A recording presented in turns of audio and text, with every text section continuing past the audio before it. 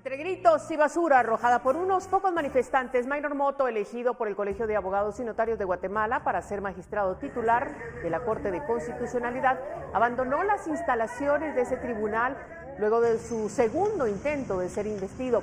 Colectivos sociales se acercaron al lugar para manifestar su rechazo a una persona que fue juramentada a pesar de tener procesos legales abiertos en su contra.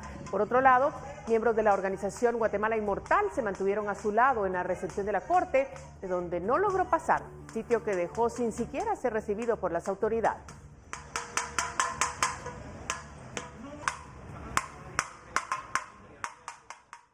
Buenas noches, gracias por estar con nosotros en esta emisión estelar de Noticiero Guatevisión. Como usted ve, hay mucha información, tenemos todos los detalles y por eso iniciamos.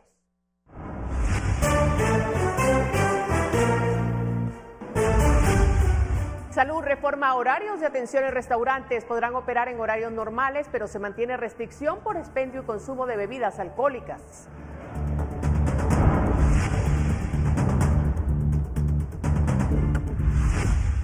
Mientras la Organización Panamericana de la Salud informó que vacunas contra el coronavirus serán entregadas en marzo, el gobierno insiste que estarán disponibles en febrero.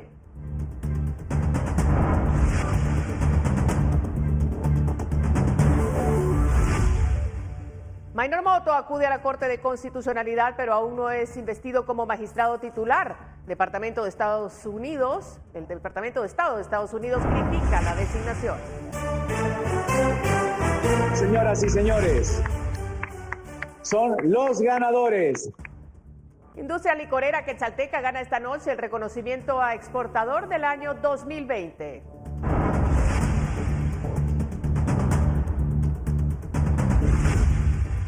En temas del mundo, Estados Unidos en alerta oficial ante posibles acciones violentas de grupos extremistas domésticos. Advierten ataques para las próximas semanas.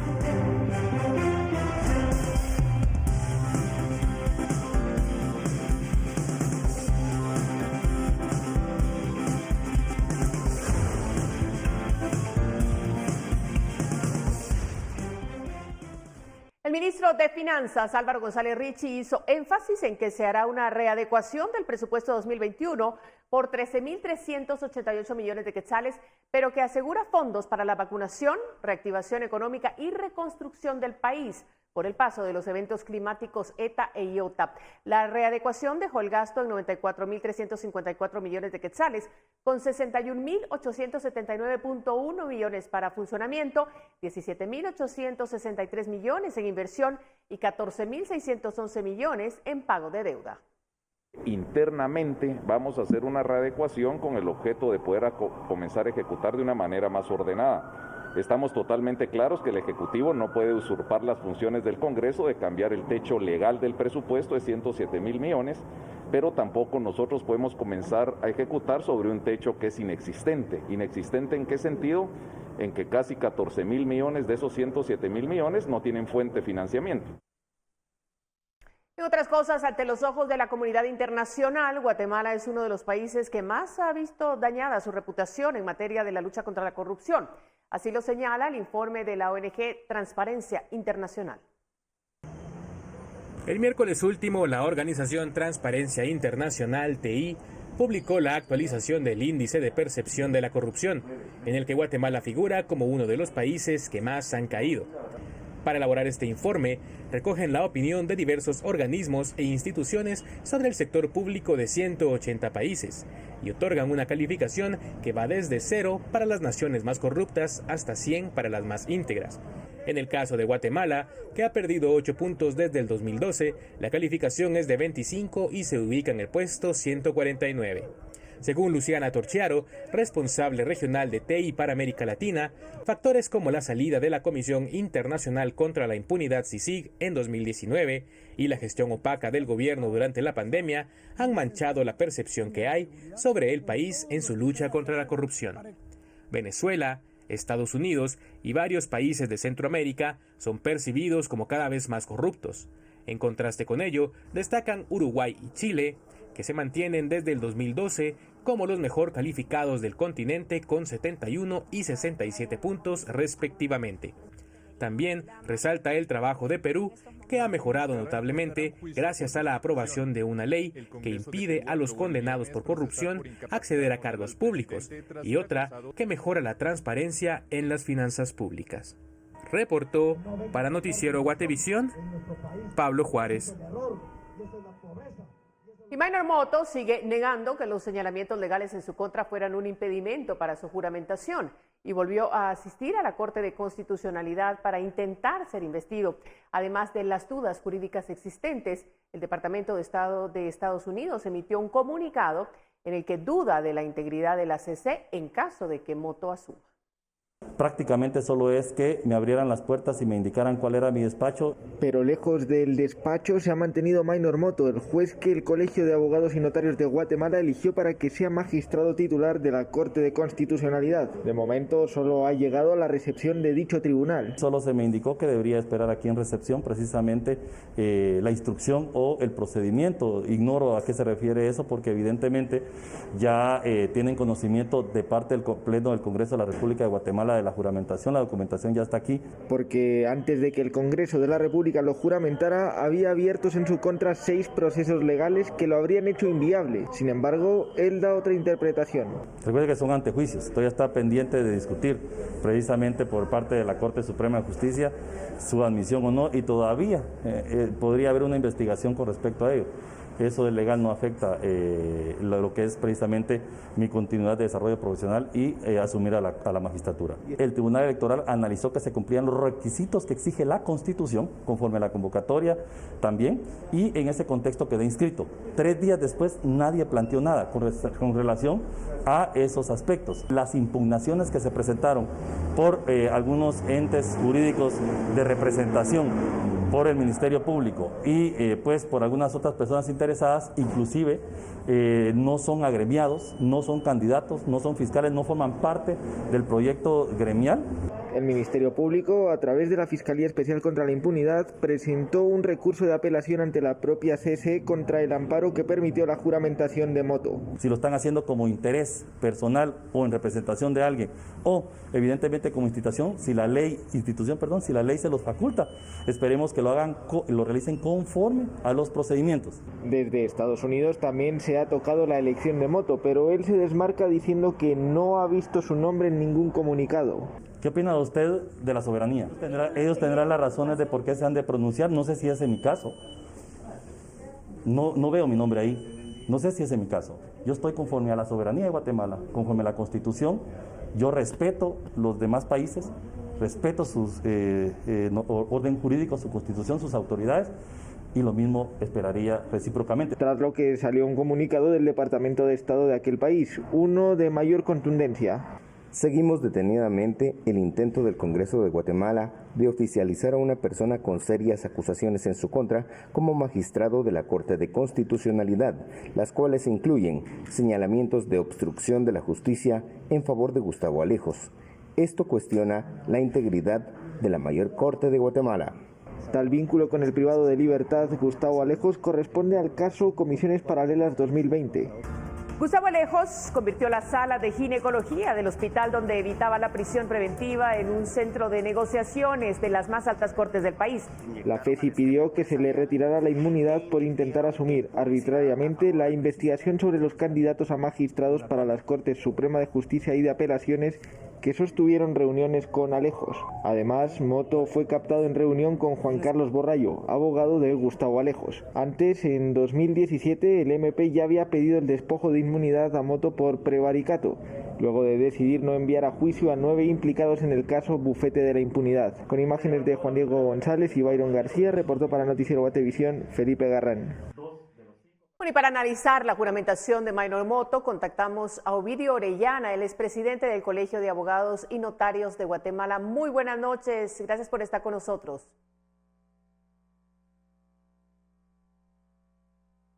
Buenas noches. Abogado, lo escuchamos. Vamos a ver si él nos escucha para hablar un poco sobre este tema que ha centrado la atención en estos días, a partir de ayer especialmente, sobre la elección del magistrado. Si no tenemos todavía la comunicación, vamos a retomarla más adelante, pero en este momento vamos a hablar de otro tema, porque en los primeros 22 días del año, Guatemala reportó 28 casos de femicidios. Ante tales cifras, la bancada Semilla decidió citar al ministro de Gobernación, Henry Reyes, para abordar temas relacionados con la lucha para erradicar la violencia contra la mujer. Reyes no asistió y en cambio acudió a una reunión con otra bancada, cuyos diputados no se presentaron. Pero el acoso en particular, ¿lo ven como un problema?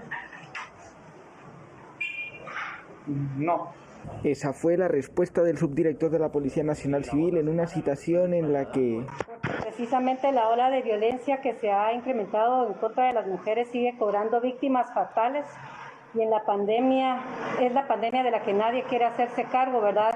Y a la que debió asistir el ministro de Gobernación, Henry Reyes, pero que lamentablemente no pudimos tener la reunión, pero aquí estamos en cumplimiento a lo que establece la ley. Porque en lugar de presentarse ante la bancada Semilla, quien ha enviado una excusa y lamentablemente no tuvo la capacidad ni el juicio necesario para designar a alguien más. Se le vio salir de las oficinas de la Unidad del Cambio Nacional, la UCN, a donde no llegó ningún diputado y se prohibió el acceso a la prensa. Yo no sé si fue a esconderse o fue a negociar algo a puertas cerradas con la bancada UCN, pero ni siquiera delegó a un viceministro, que es lo que en la ley correspondería, para llegar a aclarar el tema de la violencia contra la mujer, el alza de los femicidios. Lo que concluimos es que él está liderando una política de represión y violencia en contra de las mujeres.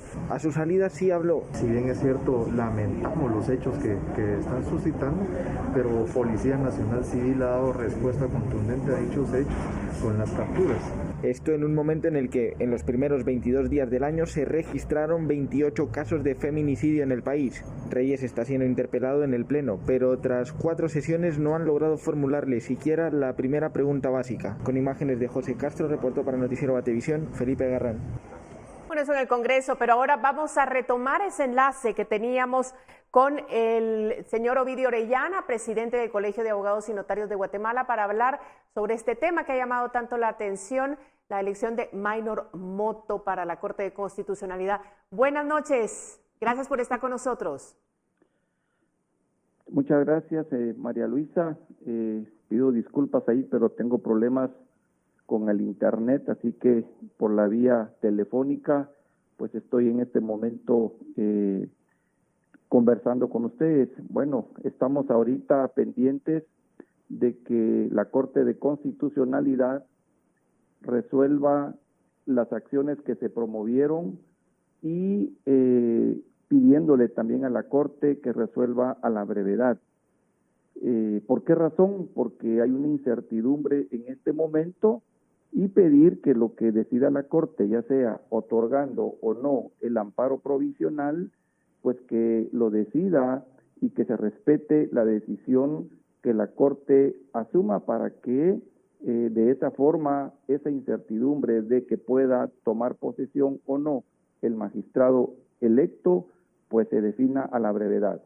Bueno, desde su experiencia, ¿es o no legal la juramentación de Maynor Moto como magistrado de la CC? ¿Por qué? Explíquenos un poco su opinión.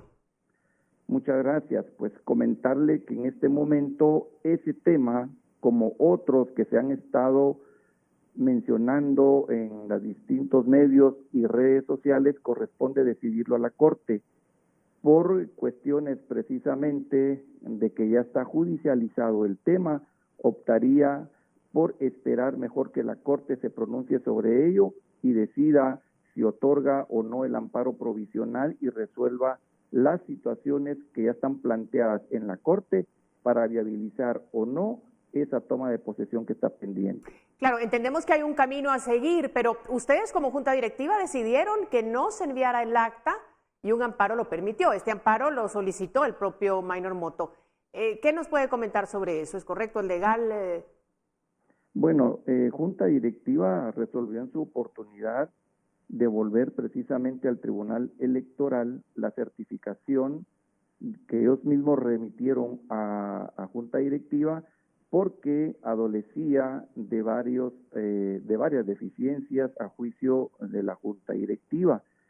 Evidentemente que al devolverla, pues nosotros no podíamos remitirla al Congreso porque estaban pendientes de resolverse algunos recursos administrativos que no se hicieron constar tampoco en la certificación y por lo tanto no se podía remitir, sino que fue una sala la que fijó un plazo de 4 horas para poder enviar al Congreso esas certificaciones y en las mismas se hizo constar los recursos pendientes. Claro. Digamos que la Corte de Constitucionalidad demora o no quiere abrir las puertas a Maynor Motto. ¿Hay alguna figura legal de la que él pudiera hacerse para poder ser investido como magistrado? En mi opinión, no. Para mí lo que tiene que hacer el doctor Maynor Motto es esperar, en mi opinión, que la Corte resuelva. Creo que es lo prudente, es lo correcto, a efecto de que tenga, digamos, esa tranquilidad él de que lo que decida la Corte, ya sea porque lo deja tomar posesión o no, a través de la decisión jurisdiccional que se vaya a adoptar, pues sea la que determine ese momento. Si eventualmente la Corte desecha las pretensiones ejercitadas por quienes promovieron esas acciones constitucionales, la Corte pues debe llamar como corresponde pues al magistrado electo para que pueda tomar posesión del cargo. Pero si eventualmente la Corte decide otorgar el amparo provisional solicitado, pues ahí va a disponer en el mismo que, digamos, cuáles son los efectos de ese amparo provisional y podría en un momento dado pues impedir que tome posesión, pero eso solo lo puede decir la Corte. Ya no hay ninguna instancia superior a la Corte de Constitucionalidad que le pueda obligar a que pues pueda ordenarse que tome posesión del cargo, sino que a ella misma le corresponde decidir esa situación ante los recursos planteados por distintas personas y profesionales. Entendemos entonces que como junta directiva ustedes no van a emprender ninguna acción en contra de este nombramiento del doctor Motto.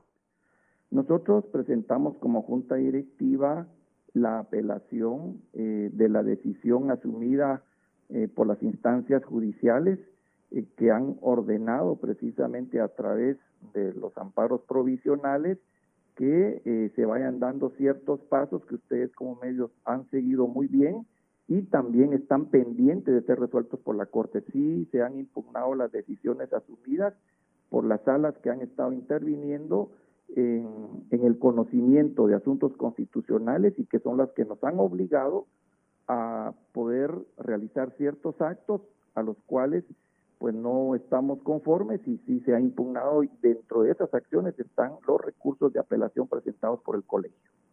Mire, han muchas reacciones sobre este tema. El Departamento de Estado de Estados Unidos también se pronunció. ¿Usted cree que esto va a influir en la decisión que tome la Corte? Yo lo que le diría a la Corte de Constitucionalidad es de que su actuar sea siempre ajustado a la Constitución, a la ley, a las constancias procesales y a su conciencia, porque digamos que el caso se tiene que resolver de esa forma, no a base de presiones de ningún lado. Un juez no puede ceder a presiones, un juez tiene que conocer y resolver los asuntos sometidos a su conocimiento de acuerdo a los parámetros que les he mencionado. Fuera de eso, pues no sería justicia. Ya estamos hablando de que si eventualmente organismos internacionales o embajadas dan su opinión en torno a ello, pues eso es su opinión, es respetable, pero los órganos tienen que asumir su responsabilidad y resolver de conformidad con los parámetros que les he mencionado. Una última pregunta rápidamente. Está por comenzar otro nuevo proceso electoral para el siguiente periodo en ACC, porque a del que estamos hablando, de la juramentación que está por verse, termina muy pronto, pero hay uno nuevo que viene ya. ¿Qué van a hacer ustedes si Maynor Motto vuelve a presentarse? Bueno, ahí quisiera yo resaltar que la convocatoria que el colegio ha realizado es una convocatoria pública, es abierta, puede participar cualesquiera de los agremiados que reúna los requisitos que la Constitución y la ley establece. Si eventualmente pues él decide participar, pues le corresponde al Tribunal Electoral de nuestro colegio decidir decidir si admite o no alguna candidatura. Y también le corresponde al Tribunal Electoral, si hay alguna especie de objeción o impugnación, conocer en primera instancia sobre ello, y si se impugna la misma, pues hay otra instancia que podría ser la Asamblea de Presidentes de los colegios profesionales, quien conozca esos recursos de manera tal que eso le compete al Tribunal Electoral y no a Junta Directiva del colegio. Muchísimas gracias. Agradecemos muchísimo este contacto con Ovidio Orellana, presidente del Colegio de Abogados y Notarios de Guatemala. Muchas gracias por estar con nosotros esta noche. A la orden, muchas gracias. Bueno, ahí tiene la información. Nosotros vamos a hacer una pausa, pero regresamos porque hay más.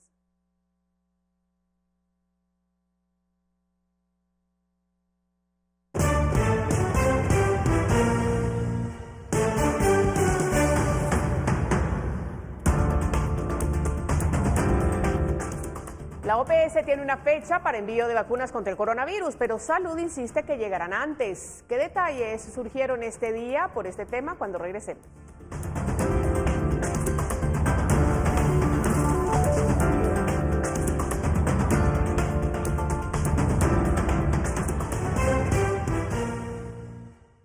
Electroral, el suero oral para todos, presenta. Continuamos con más. La Organización Panamericana de la Salud ha asegurado que las vacunas contra el COVID-19 llegarán a Guatemala a partir de marzo y no en febrero, como dijo el gobierno. Pero la titular de la cartera asegura que esto no es así, que las fechas fijadas continúan. La entrega de vacunas por COVAX va a empezar en marzo. No tenemos todavía la cantidad específica que cada país va a recibir. Estamos en ese momento haciendo una análisis país a país de los 190 países que participan de COVAX y con los productores que van a entregar la vacuna.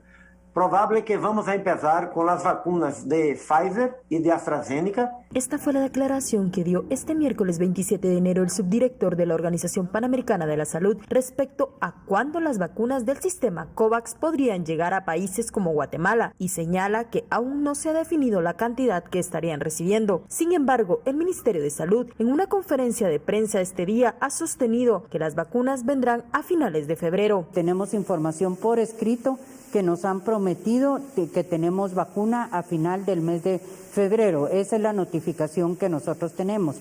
Este comunicado de la OPS no tiene que ver con el mecanismo COVAX al país, o sea, las comunicaciones nuestras son fluidas y estamos teniendo conversaciones con la OPS para que defina este tipo de comunicados, porque no podemos tener ese tipo de confusión entre los medios. Según Flores, el primer lote sería de 100,000 dosis y alcanzaría para vacunar al personal de salud en primera línea, tanto de los hospitales públicos como privados. El primer ingreso de vacunas se nos ha dicho que va a ser de 100,000 dosis. Eso quiere decir que vamos a poder vacunar a 50,000 personas del sector salud que están en primera línea.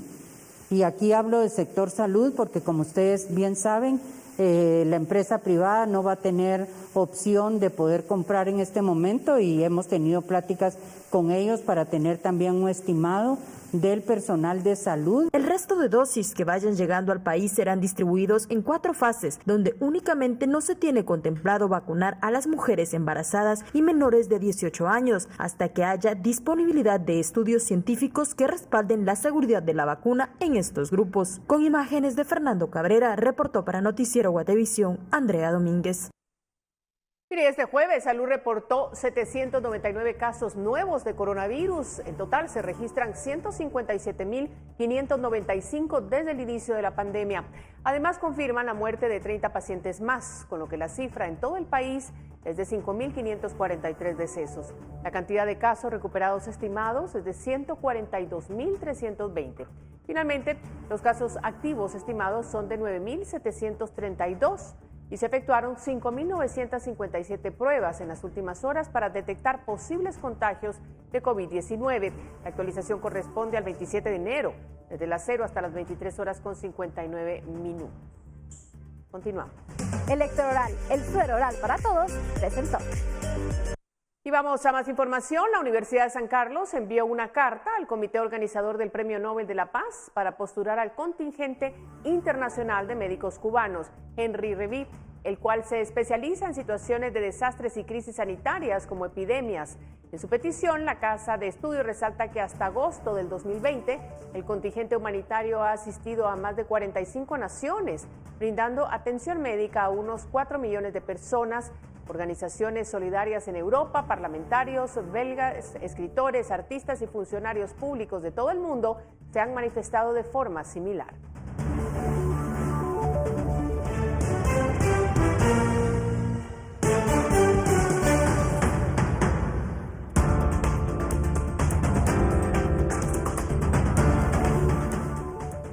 Una vez más, modifican horario de servicio en hospitales, mercados y otros comercios. ¿Cómo variaron ahora? Volvemos con la información.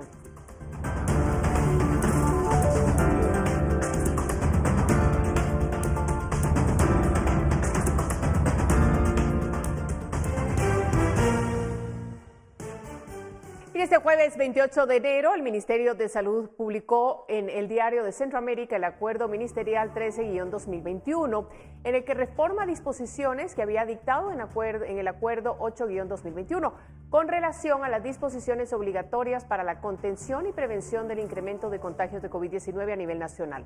La cartera retiró la restricción de horario de cierre a los restaurantes que se les había fijado a las 21 horas. Ahora, los restaurantes podrán operar en sus horarios normales, pero se les recomienda cumplir con las medidas de bioseguridad y que respeten la normativa de expendio y consumo de bebidas alcohólicas, es decir, que no vendan bebidas alcohólicas después de las 21 horas.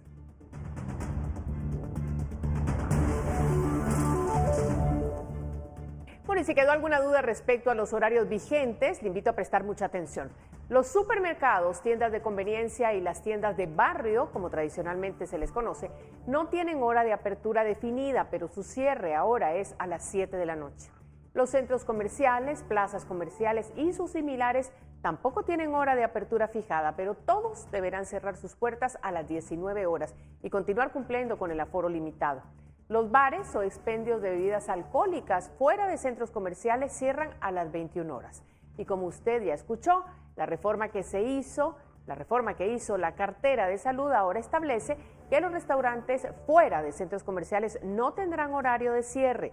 Sin embargo, después de las 21 horas no podrán vender bebidas alcohólicas. Todos los mercados municipales y cantonales satelitales del país ahora abren a las 5 de la mañana y cierran a las 17 horas.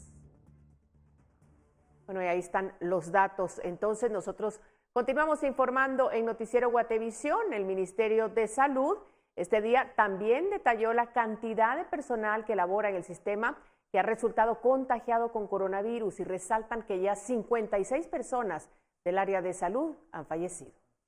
Hasta el 13 de enero es que tenemos alrededor de 6.056, 6.060 casos contagiados. Y de esos, alrededor de 56 fallecidos. Esto incluye básicamente el sector público, pero también tenemos registro de alguna parte de lo privado. Gracias. ¿Estos son médicos y enfermeras o solo médicos los fallecidos? Va personal médico, paramédico, personal de laboratorio y cualquier otro personal que esté catalogado dentro del sistema de salud. Continuamos informando porque la compañía estadounidense de biotecnología Novavax anunció este jueves que su vacuna contra el COVID-19 mostró una eficacia del 89,3% en un importante ensayo clínico de fase 3 en el que participaron más de 15,000 personas. Los datos de eficacia son similares a los de las vacunas ya aprobadas en Estados Unidos. Por cierto, las vacunas estas que se han aprobado son desarrolladas por Pfizer y Biotech y Moderna. Los datos también mostraron que muchos participantes del ensayo estaban infectados con la variante sudafricana, incluso después de haber tenido COVID.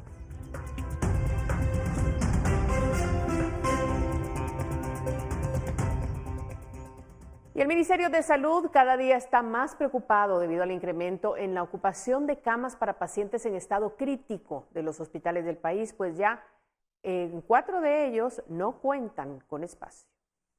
El Ministerio de Salud informó que en este momento 4 hospitales del país ya no tienen más camas para atender a pacientes severos con coronavirus. El viceministro de Hospitales, Francisco Coma, refirió que en el temporal del Parque de la Industria hay una ocupación superior al 127%, el de Sololá 125%, el del San Juan de Dios y el temporal de Villanueva ya tienen una ocupación del 100%. Mientras tanto, el temporal de Quetzaltenango está al 76%. El Hospital Roosevelt y el de Zacapa tienen una ocupación arriba del 60% y el Pedro de Betancourt en Antigua Guatemala ya llega al 50%. Esto de una forma u otra nos saca del contexto en el que veníamos de regresar a la normalidad a los distintos hospitales y dedicar la atención de los pacientes COVID solo en los hospitales temporales.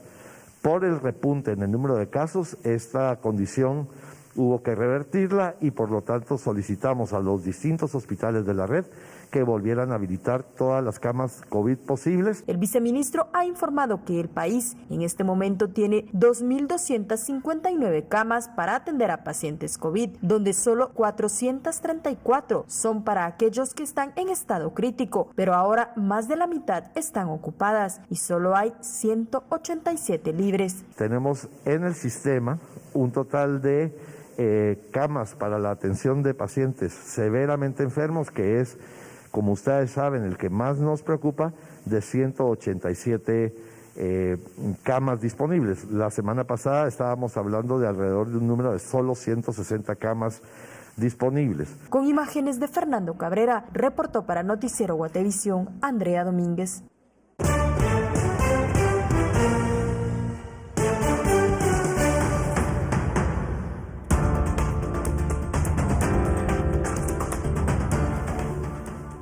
Al volver de la pausa, AGEXPO reconoce al exportador del 2020. ¿Cuántas empresas participaron y por qué fueron reconocidos? Regresamos.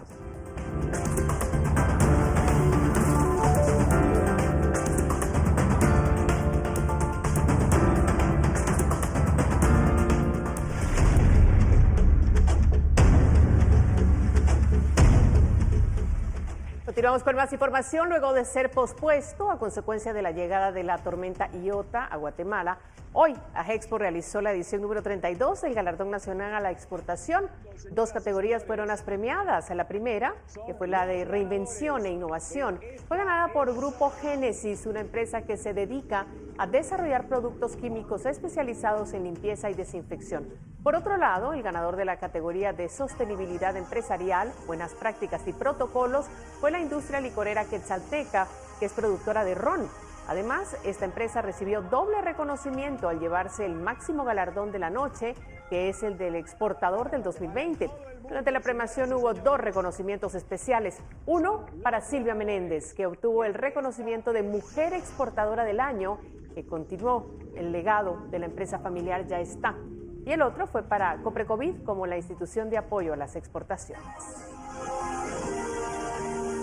Represento a cada uno de los empleados que laboramos en Licores de Guatemala, en cada rincón de este país. Y bueno, nosotros tenemos un propósito como empresa, que es elaborado en Guatemala, inspirado en Guatemala y disfrutado en todo el mundo. Yo les voy a decir ahorita un número y el número es 123. 123 son el número de países que el día de hoy disfrutan de nuestros rones guatemaltecos. Así que sintámonos orgullosos porque estamos en todo el mundo, hemos roto barreras, hemos puesto en alto el nombre de Guatemala. Muchísimas gracias por este reconocimiento de corazón. Créanme que es un compromiso para seguir poniendo en alto el nombre del país.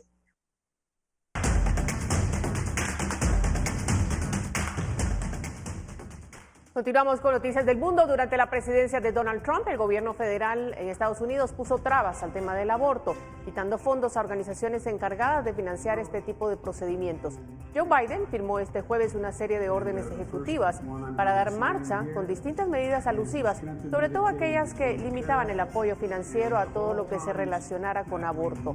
desde el envío de fondos a organizaciones internacionales que lo promueven hasta la promoción de la postura de los Estados Unidos con respecto al tema a nivel global.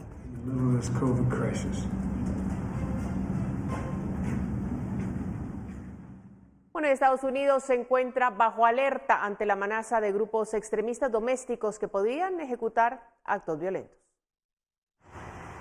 Por primera vez en su historia, el Departamento de Seguridad Nacional de Estados Unidos emitió un boletín de terrorismo nacional que alerta sobre extremistas domésticos violentos quienes podrían ejecutar ataques en las próximas semanas, indicando que los hechos del 6 de enero habrían incrementado las tensiones. Con estos grupos, especialmente los grupos de extrema violencia doméstico, es que está pasando ahorita lo que se llama una evolución militante. Así lo explicó a La Voz de América Joseph Umire, director ejecutivo del Centro para una Sociedad Libre y Segura, quien señala que se desarrolla al margen de las actividades de grupos cuyos miembros hacen uso de su derecho a la protesta. Según el boletín, están motivados por el enojo frente a las restricciones impuestas por la pandemia, el resultado de las elecciones y el uso de fuerza por parte de la policía. Hay una línea muy fina donde se vuelve a una acción violenta. Eso es la evolución militante. Entonces yo creo que está pasando tanto en la izquierda como en la derecha y por lo tanto las autoridades quieren poner esa alerta al público. La Casa Blanca también ha reconocido esta situación, según la secretaria de prensa Jen Psaki. El aumento del extremismo violento doméstico es una amenaza grave y creciente para la seguridad nacional. La administración Biden enfrentará esta amenaza con los necesarios recursos y firmeza. Umire resaltó la importancia de no identificar grupos para así evitar la politización de las mismas, mientras explicó cómo se puede combatir. Tienes que entender por qué este grupo tiene ese descontento y por qué lo quieren manifestar de una forma militante. Eso es muy importante. El segundo es el aspecto de desinformación. Desinformación es una arma prácticamente que se utiliza para radicalizar ciertos segmentos de la población. Hace un año fue la última vez que se emitió una alerta de este tipo. Fue sobre las posibles represalias de Irán después que Estados Unidos ultimó al comandante iraní Qasem Soleimani. Celia Mendoza, Voz de América, Nueva York.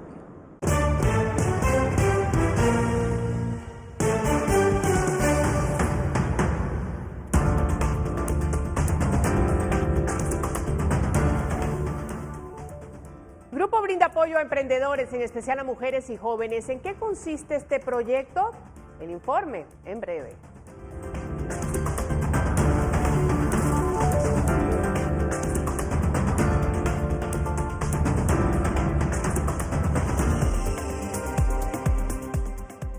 Continuamos con más información. En el 2009, la Red Global de Empresarios Indígenas se formó para transformar las vidas de las personas a través de sus negocios. Más de 2.000 emprendedores y empresarios se han visto beneficiados. El objetivo principal desde sus inicios ha sido brindar apoyo a emprendedores y empresarios indígenas de comunidades de todo el país, sobre todo a mujeres y jóvenes. La Red Global de Empresarios Indígenas trabaja a través de 3 líneas de acción. La primera brinda apoyo para la formación de un negocio, desde la idea hasta el mejoramiento y expansión. Esto a través de la Escuela Maya de Negocios. Por el otro lado, también tenemos un área que se dedica al desarrollo comercial y en este proceso nosotros acompañamos la mejora del producto o del servicio. Esto implica, por ejemplo, si necesitan mejorar la imagen de su empresa, si necesitan promoción, si necesitan el mejoramiento de la calidad de su producto. Además, la red trabaja un sistema apto que favorece el entorno del emprendedor. Esto lo desarrolla a través de la conexión con autoridades comunitarias y municipales. Desde que la red inició, se ha logrado apoyar a más de 2.000 emprendedores indígenas y se han puesto en marcha alrededor de 800 empresas entre individuales, familiares, de pequeño contribuyente o empresas en asociación. También se han elaborado estrategias de apoyo o de impulso a la MIPYME a través de los sistemas de consejos de desarrollo. Esto lo que nos permite es favorecer a territorios o a regiones indígenas para poder promover el emprendimiento y que también el gobierno local pueda generar las condiciones de apoyo. La Red Global de Empresarios Indígenas opera a nivel nacional, pero actualmente están enfocados más en el occidente del país. Para los emprendedores que estén interesados en ser parte de la red, deben llenar un formulario donde manifiesten su interés en recibir la capacitación y luego se hacen clústeres comunitarios. Para Noticiero Guatevisión, Paula Osaeta. A la fecha está pendiente de aprobación en el Congreso de la República la reforma a la Ley de Zonas Francas, con la que se busca reincorporar algunos sectores en ese régimen. El viceministro de Inversión y Competencia indicó que es necesario que se apruebe esta ley porque hay muchas empresas que desean venir a Guatemala. La propuesta de reforma a la Ley de Zonas Francas ya está en el Congreso de la República. Lo que nosotros dentro del Gabinete Económico estamos haciendo es levantarle el perfil, recordar a la población, recordarle a los miembros del gabinete la importancia. Y hoy es importante por una razón. Hay empresas que están en Asia, que están volteando a ver a la región centroamericana por la posición geográfica, por los tratados de libre comercio, y consideran que es valioso poder posicionar parte de su producción en esta región para poder atender mercados internacionales. Y más noticias, la Superintendencia de Administración Tributaria hizo la rendición de cuentas en temas de recaudación del 2020, año en el que se logró recaudar más de 60,000 millones de quetzales. La meta, eso sí, era de 63,468.9. Que la recaudación en el año 2019 fueron 62,077 millones. El 13 de marzo se detecta el primer caso COVID en Guatemala y sale el decreto 5/2020 con las medidas presidenciales para mitigar los efectos de la pandemia. Tenemos un cierre parcial de algunas actividades económicas y algún cierre total en otras actividades económicas. Los primeros síntomas de recuperación de la recaudación en la economía se dan en septiembre del año 2020. Después la recaudación es afectada por las depresiones ETA y OTA en noviembre del año 2020. Parte de esos efectos todavía se van a sentir en la recaudación de enero a marzo. Hay una nueva referencia recaudatoria por 59,279 millones. Y por último, en enero de 2021 podemos anunciar que el cierre efectivo de recaudación en términos netos fue de 60,044 millones. Y la Superintendencia de Administración Tributaria hizo la rendición de cuentas en temas de recaudación, como ya le dijimos. Logró recaudar los 60,000, pero la meta era 63,468. Ya escuchábamos nosotros al ministro hablando precisamente sobre este tema. Pero vamos a continuar porque hay más. Cámara de Industria ha creado un programa de apoyo a empresas que buscan crecer y escalar. Se llama Acelera tu Crecimiento y esto lo hace con el apoyo de Multiverse, con los que han firmado una alianza que incluye talleres para emprendedores. La alianza firmada entre Cámara de Industria y Multiverse busca apoyar la reactivación económica del país, brindando capacitaciones a emprendedores que quieren ver crecer sus negocios. Es importantísimo aprender a adaptarnos a los nuevos retos que nos presentan los mercados. Tenemos que aprender a comprar, tenemos que aprender a vender y todo esto se debe de hacer vía modelos escalables y profesionales. Empresas de todas las industrias pueden participar. Lo que se tomará en cuenta es que tengan ventas mayores de 50,000 quetzales y que estén dispuestas a modificar su modelo de negocio adaptándose a los cambios del mercado. Lo que buscamos con esta alianza ha sido desarrollar una metodología en la cual los emprendedores van a poder tener acceso a charlas grupales, a charlas individuales y a un diseño personalizado a la medida de cada uno de los seleccionados, que les va a permitir construir un modelo de negocio y una estructura que, como decía Luis Alfonso, les permita sobrevivir a todos estos retos que enfrentamos como país y que hoy por hoy tenemos aún más enfatizados con el tema de la pandemia. La convocatoria para las empresas está abierta desde el 4 de enero y finalizará el 12 de marzo. El programa tendrá una duración de 12 semanas, terminando el 28 de mayo. Para Noticiero Guatevisión, Paula Osaeta. Bueno, y así con esta información deportiva concluimos Noticiero Guatevisión Estelar. Gracias por su sintonía. Regresamos mañana y los dejamos con estas imágenes de unos desarrolladores de tecnología en Nueva York que lanzaron un dispositivo que es capaz de formar imágenes de hologramas en 3D como las que se ven en las películas de ciencia ficción. La tecnología de visualización que utilizó la firma no requiere de lentes especiales como los de realidad virtual o realidad aumentada o las gafas 3D de cine. Para visualizar el holograma, el proyector exhibe la luz capa por capa sobre una superficie que se mueve rápidamente. Los movimientos son tan rápidos que el ojo humano los percibe como una unidad. La compañía describe su proyecto como la pantalla 3D más avanzada del mundo.